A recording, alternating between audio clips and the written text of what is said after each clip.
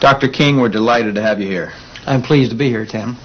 Dr. King, could you tell us a little of your education and your business background? Tim, I'm a professor of marketing at the University of Illinois at Chicago.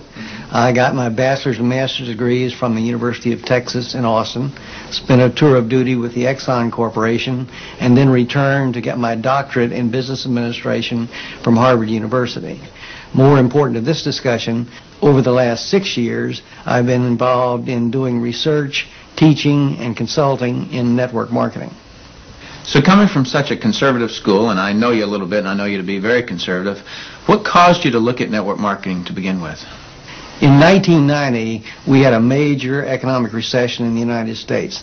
The Midwest and Chicago particularly were very badly hit. As a result, the interviewers stopped coming to campus.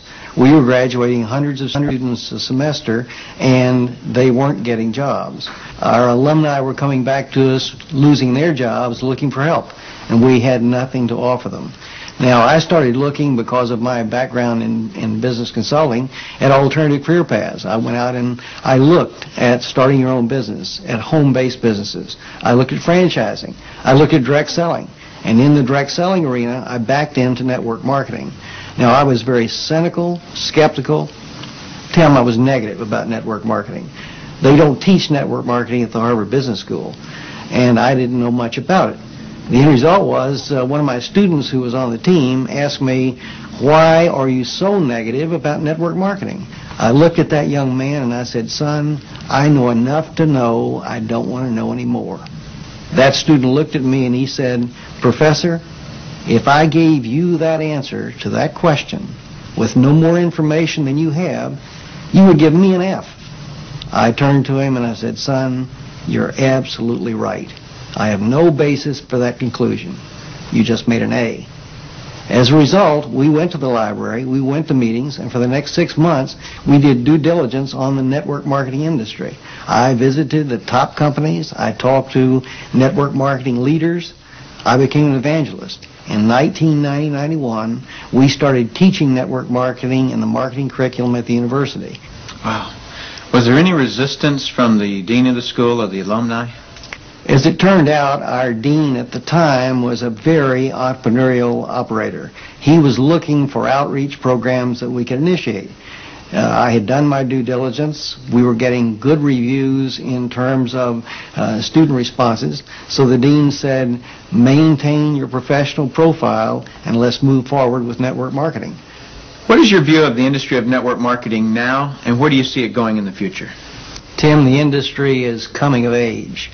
Today, we have computer and management information systems, which makes it possible for a network marketing company to organize a sales force so effectively that we can make a sale in Korea in Korean won, instantaneously convert that Korean won sale into U.S. dollar sale, post that to a distributor's commission account in the United States, and pay that distributor in a week.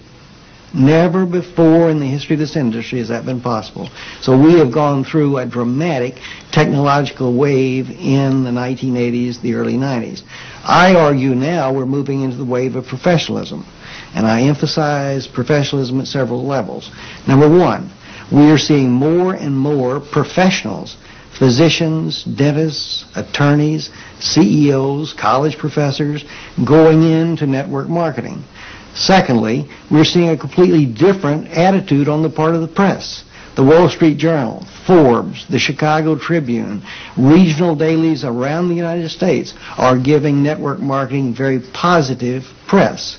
On the other hand, the universities are accepting network marketing as a legitimate channel of distribution. The University of Illinois Chicago has offered the first certificate seminar in network marketing in the history of the industry. The University of Houston is going to be sponsoring network marketing as part of their outreach entrepreneurial programs.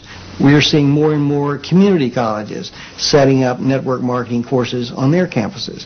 So I see this industry growing dramatically over the next 10 years. It's currently a $20 billion industry in the United States. We have 7 to 10 million distributors in operation. We're expanding globally into Asia, into South America, into Europe. The industry is growing at about 10 to 12% a year in contrast to 3 or 4% for traditional retail sales. So on my view, the industry is absolutely coming of age. Suppose you run across the super skeptic. What advice do you have for them? Tim, I would recommend they do precisely what I did. I was a super skeptic. I did my due diligence, I investigated the industry, and I drew my own conclusions.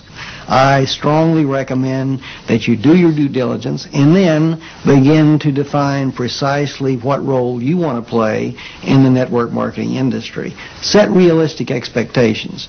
If there's a single cause for failure in this industry, it's the get-rich-quick syndrome. Thinking that you can come into the industry and make enormous sums of money with no work. I argue by contrast that if you set realistic expectations, you develop a plan of action to guide your business development, you can be successful.